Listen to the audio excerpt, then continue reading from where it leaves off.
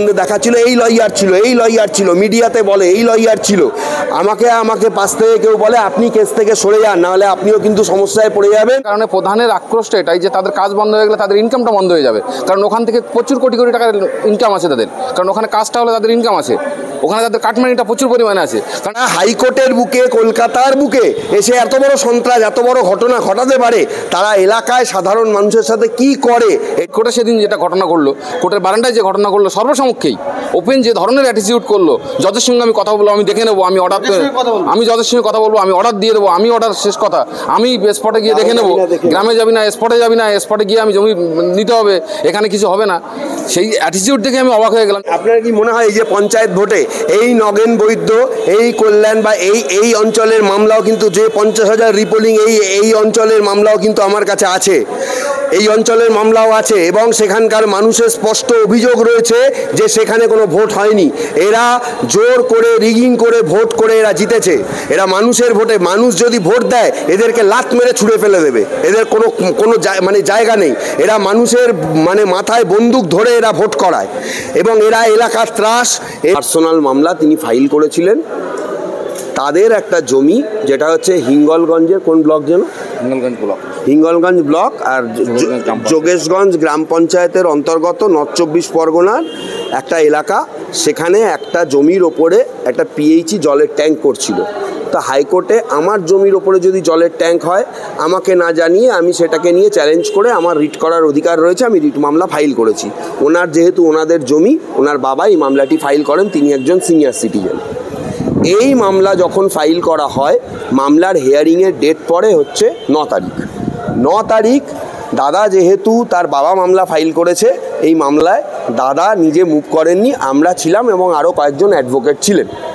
মামলা যখন 2 নম্বর কোর্ট থেকে মামলা যাই হোক হওয়ার পরে আমরা যখন বেরোচ্ছি, আমরা সেখানে দেখি সেই গ্রাম, সেই গ্রাম পঞ্চায়েতের উপপ্রধান, সেই গ্রাম পঞ্চায়েতের প্রধানের স্বামী, যিনি ওখানকার এলাকার ত্রাস, তারা কোর্টের সামনে এসে দাঁড়িয়ে আছে, এবং তারা দেখতে পেলাম আমরা সরকারি আইনজীবীর সঙ্গে বাকবিতণ্ডায় জড়িত। সরকারি আইনজীবী পরে আমাদেরকে ডাকলেন, ডেকে বললেন যে দেখো একটা বড় কাজ হচ্ছে, একটা মীমাংসা করে নাও। আমরা তাদেরকে বললাম যে যেহেতু আমাদের যদি জমি সেই একই দাগে দিয়ে দেয়, তাহলে আমাদের কোনো আপত্তি নেই। হঠাৎ করে উপপ্রধান তখন বলছে যে ওসব বুঝি না, জমি দেওয়া হবে যেখানে খুশি, আমরা যেখানে মনে করব সেখানে দেওয়া হবে। এবং তিনি বলছেন যে জজ কি অর্ডার দিয়েছে আমি জানি না, জজ যখন নামবে আমার সাথে কথা বলবে, আমি যেটা বলবো জজকে সেটাই অর্ডার দিতে হবে, ওখানে আমরাই হচ্ছি শেষ কথা। তখন এইভাবে কথা বলতে বলতে তখন হঠাৎ করে দাদাকে, পরিচয় কি যিনি বলছেন তিনি হচ্ছেন ওখানকার উপপ্রধান, ওই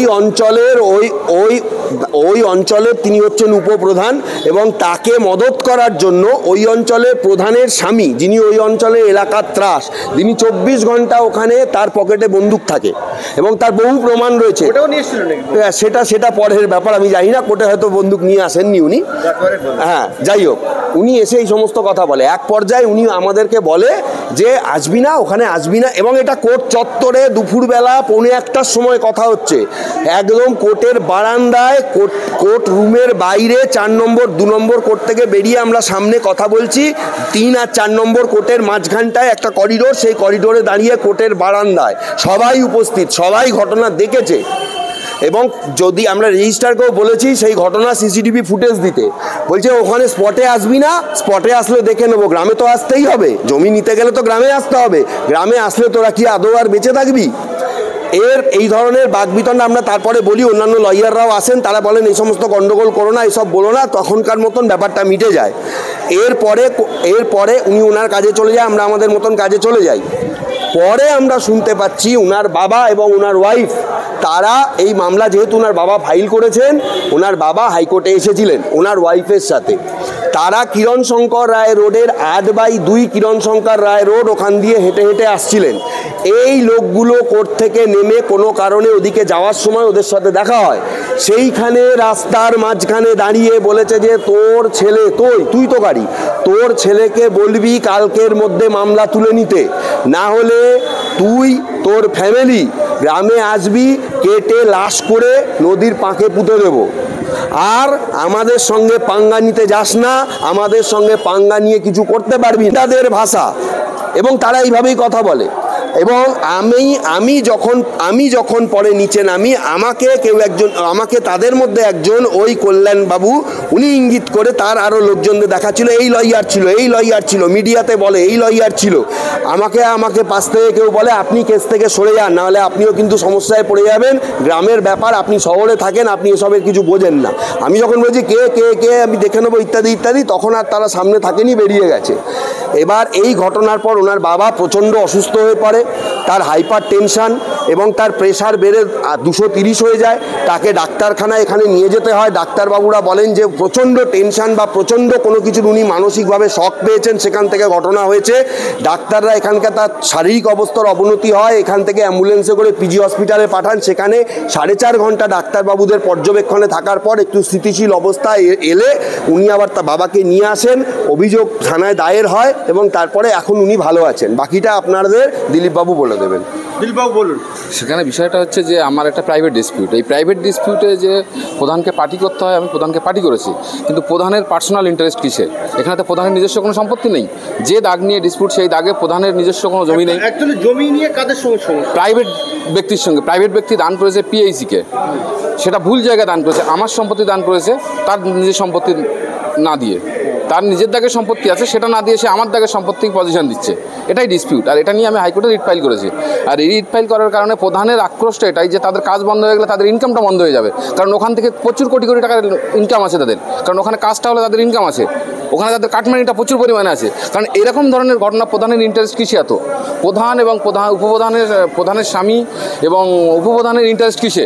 প্রত্যেকটা ঘটনায় আমি দেখছি একই কেসে এই প্রধানের স্বামী যিনি কল্যাণ মণ্ডল, তিনি একাধিক মার্ডার কেসে, ঘর জ্বালানোর কেস এবং ওপেন বন্দুক নিয়ে ঘোরে এলাকার ত্রাস বলতে পারেন আপনি।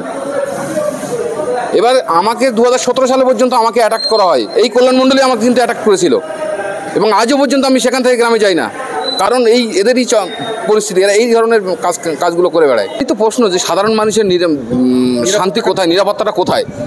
আমাদের উপরে যদি এই ধরনের ঘটনা ঘটে থাকে, ওপেন কোর্টে সেদিন যেটা ঘটনা ঘটলো, কোর্টের বারান্দায় যে ঘটনা ঘটলো, সর্বসমক্ষেই ওপেন যে ধরনের অ্যাটিটিউড করলো, জজের সঙ্গে আমি কথা বলবো, আমি দেখে নেবো, আমি জজের সঙ্গে কথা বলবো, আমি অর্ডার দিয়ে দেবো, আমি অর্ডার শেষ কথা, আমি স্পটে গিয়ে দেখে নেবো, গ্রামে যাবি না, স্পটে গিয়ে আমি জমি নিতে হবে, এখানে কিছু হবে না।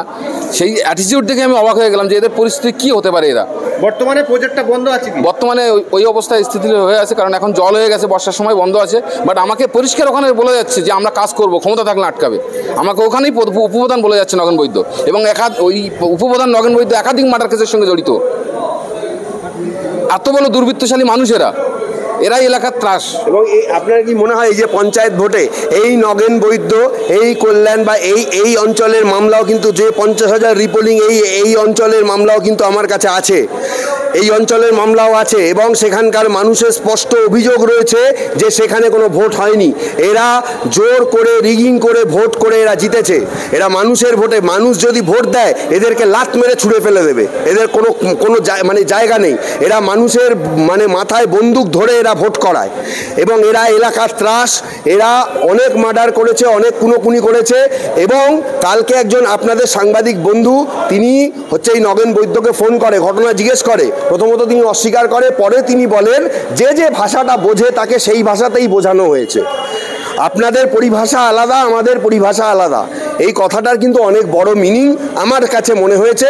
এবং এরা যে সন্ত্রাসের সঙ্গে যুক্ত তাদের কথাবার্তাতেই পরিষ্কার।